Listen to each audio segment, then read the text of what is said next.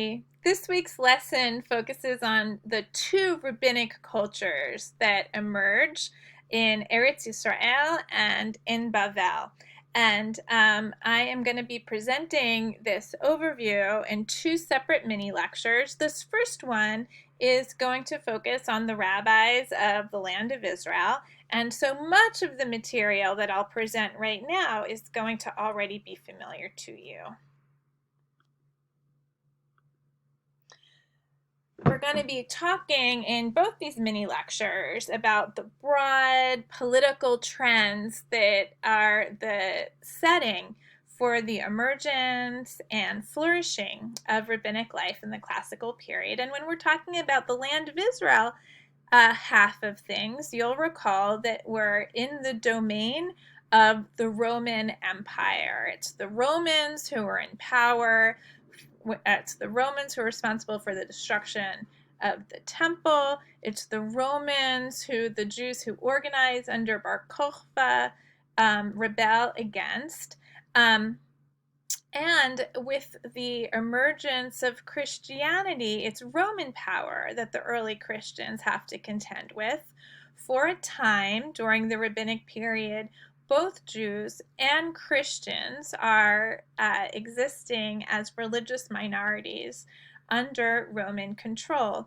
But as you know, eventually the Roman Empire itself becomes Christian. And so by the 4th century, when the Jews in the land of Israel are under the control of the Christian Eastern Roman Empire, otherwise known as the Byzantine Empire, the Jews have the status of a minority, and it's a Christian Roman Empire which is in control. Now, during this time, there is a local leadership in the land of Israel in the form of the Patriarchate. The most famous patriarch that you've come across is Rabbi Yehuda Hanassi, who is already known to you as the editor of the Mishnah.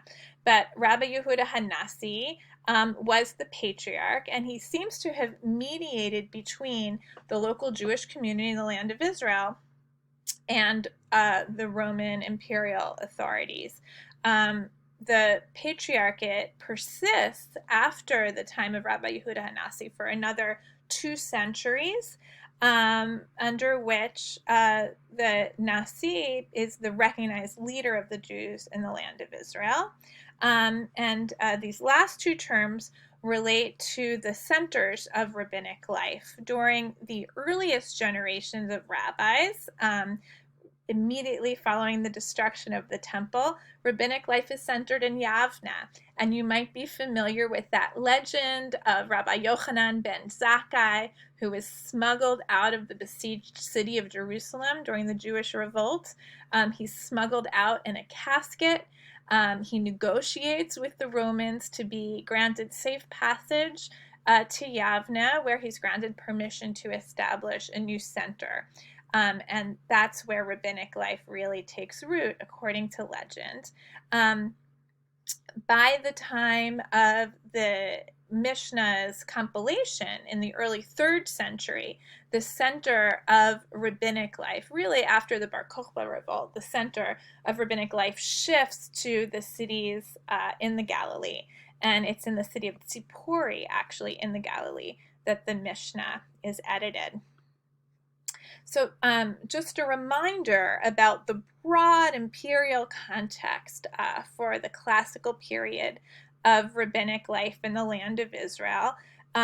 This is a map of the 2 Roman empires. So when the whole extent of the Roman Empire becomes too much to control from a single capital, the empire is split into the Western Empire and the Eastern Empire. And so in the 4th century, following the Edict of Milan, the Eastern Empire has its capital in Constantinople and is the setting for the Jewish life in the land of Israel.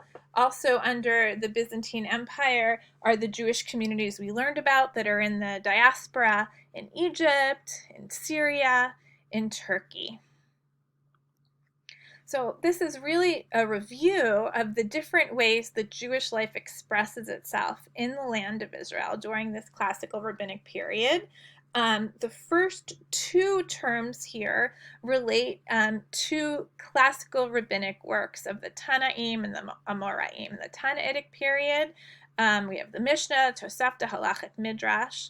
The rabbis who follow the Tanaim after the compilation of the Mishnah are, of course, known as Amoraim, and they are responsible for the Yerushalmi, or the so-called Jerusalem Talmud, which is also known as the Palestinian Talmud. Palestinian Talmud is a better term. Yerushalmi is really a misnomer, because by the time that the Amoraim arise, for all intents and purposes, there is no more Jewish life in Jerusalem itself. Also attributed to the Palestinian Amoraim are works of Aggadic Midrash. Aggadic Midrash from this classical Amoraic period include Breshit Rabbah, or Genesis Rabbah, Leviticus Rabbah, or Vayikra Rabbah, Eicha Rabbah, or Lamentations Rabbah, and other works like Psikta de Rav Kahana, which is a collection of sermons for the various festivals of the year. Now, that is a good capsule of rabbinic creativity in the land of Israel. But there's other expressions of Jewish life that have a more tenuous connection with the rabbis. And these forms of creativity relate to the next three bullet points. Hechalot literature, we've talked only a little bit about, but the Hechalot are these writings about mystical journeys that individuals take up to the various rooms or palaces of the divine in heaven. So Hechalot are really interesting, hard to understand writings about these mystical journeys, and they're thought to come from the land of Israel in the Byzantine period.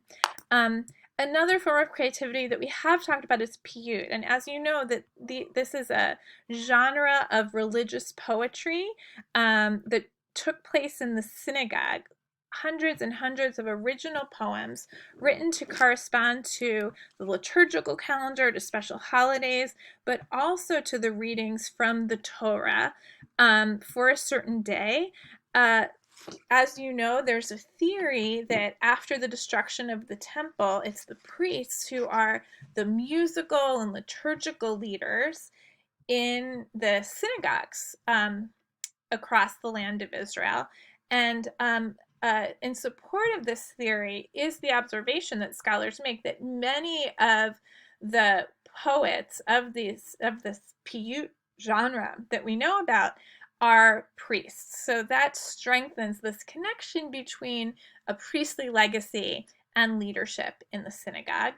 Yet another group of Jewish experts, Jewish leaders in the Byzantine period in the land of Israel are the Masoretes. Now, the Masoretes you've come across before because they're the experts, the scribes, who are responsible for establishing the Masoretic text. So these are the early grammarians who count every word of the Bible, who systematize the spelling and grammar of the Bible by introducing punctuation in the form of vocalization. Those are the Masoretes of the land of Israel, and they arise during the Byzantine period, but their work persists after the rise of Islam. Just a reminder of other expressions of Jewish life that we've seen during this Byzantine period in the land of Israel. This is the floor mosaic from the Beit Alpha synagogue, and remember how we saw the local Hellenistic influence of astrology in the calendar panel that has Helios in the middle. We also saw symbols of the temple, and we also saw this interpretation of the binding of Isaac in the bottom of this floor panel. And another synagogue inscription that we've already looked at is the Rehov synagogue inscription. This is from the 6th or 7th century, which means it's inscribed in this mosaic in the floor after the Palestinian Talmud is already compiled, edited, finished. But this floor is famous because it recapitulates passages from the Tosefta and from the Palestinian Talmud that relates to the tithing of produce from land that's within the land of Israel. And much of the content of this inscription relates to establishing the boundaries of the various areas within the land of Israel. But because it so closely recapitulates the words of the Talmud and the Tosefta, this becomes evidence that by this period, by the 6th or 7th century, that rabbinic authority, that rabbinic influence is firmly established in the synagogues, even if synagogues weren't originally an institution with rabbinic leadership.